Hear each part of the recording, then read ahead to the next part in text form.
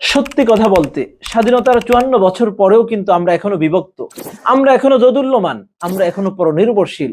রাজনৈতিকভাবে, অর্থনৈতিকভাবে, সাংস্কৃতিকভাবে এবং মানসিকভাবেও আমরা পরাধীনতার শৃঙ্খলে এখন আবদ্ধ, এখনো তার অন্ধকার থেকে বের হতে পারিনি।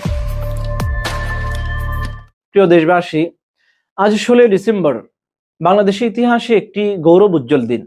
আজ থেকে ৫৪ বছর পূর্বে ১৯৭১ সালের আজকের এই দিনে দীর্ঘক্ষয়ী যুদ্ধের মধ্য দিয়ে বাংলাদেশ স্বাধীনতা লাভ করেছে।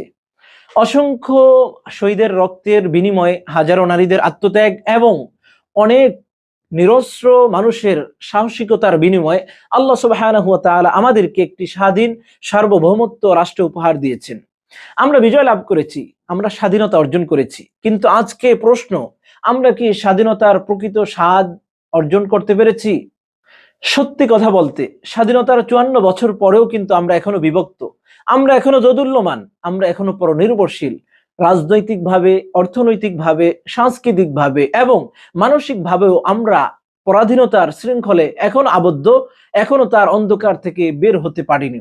তার কারণ কি? তার কারণ হচ্ছে ১৯৭১ সালে স্বাধীনতার সময় আমাদের শত্রু ছিল স্পষ্ট, সীমান্তের ওপারে, কিন্তু আজ আমাদের শত্রু শুধু বাইরে নয়, বরং আমাদের ভিতরে।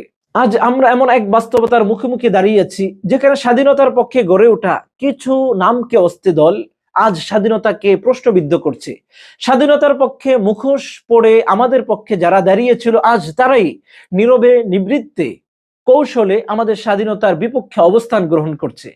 ১৯৭১ সালে ভারত বাহ্যতভাবে আমাদের স্বাধীনতার পক্ষে দাঁড়িয়েছিল, এটা আমরা কখনো অস্বীকার করি না, কিন্তু ইতিহাসের সে অধ্যায়কে কেন্দ্র করে আজকে ভারত আমাদের উপর যে আধিপত্যবাদ বিস্তার করা, অসম হস্তক্ষেপ এবং রাজনৈতিক প্রভাব বিস্তার করা, এটা কখন আমরা বৈধ মনে করি না। সেই মুক্তিযোদ্ধার দোহাই দিয়ে আজ বাংলাদেশের স্বাধীনতার উপর, সার্বভৌমত্বের উপর, বাংলাদেশের স্বাধীন স্বার্থ ও সিদ্ধান্তের উপর ভারতের হস্তক্ষেপ কখনো আমরা বন্ধুত্বের চোখে দেখার সুযোগ নেই, বরং এটাকে আমরা আধিপত্যবাদী বলতে চাই। প্রিয় দেশবাসী, আজ আমাদের বড় সংকট হচ্ছে যে আমরা মুখে স্বাধীনতার কথা বলি, কিন্তু স্বাধীন চেতনাগুলো প্রকাশ করতে পারি না। আজ আমরা বিজয়ের কথা বলি, কিন্তু আমরা এখনো ঐক্যবদ্ধ জাতিতে রূপান্তরিত হতে পারিনি। আজ আমরা আমাদের শত্রুকে চিনি, কিন্তু আমাদের শত্রুর এজেন্ডার বিরুদ্ধে ঐক্যবদ্ধভাবে দাঁড়াতে ব্যর্থ হয়েছি। বিজয়ের আজকের এই দিন শুধু অতীত স্মরণ করার দিন নয়, বরং আমাদের আত্মসমালোচনা করার দিন, নিজেদেরকে প্রশ্ন করার দিন। আমরা কি আমাদের শহীদদের রক্তের যথাযথ মূল্যায়ন করতে পেরেছি? আমরা কি আমাদের শহীদদের পরিবারগুলোর জন্য, আমাদের ভবিষ্যৎ প্রজন্মের জন্য একটি নিরাপদ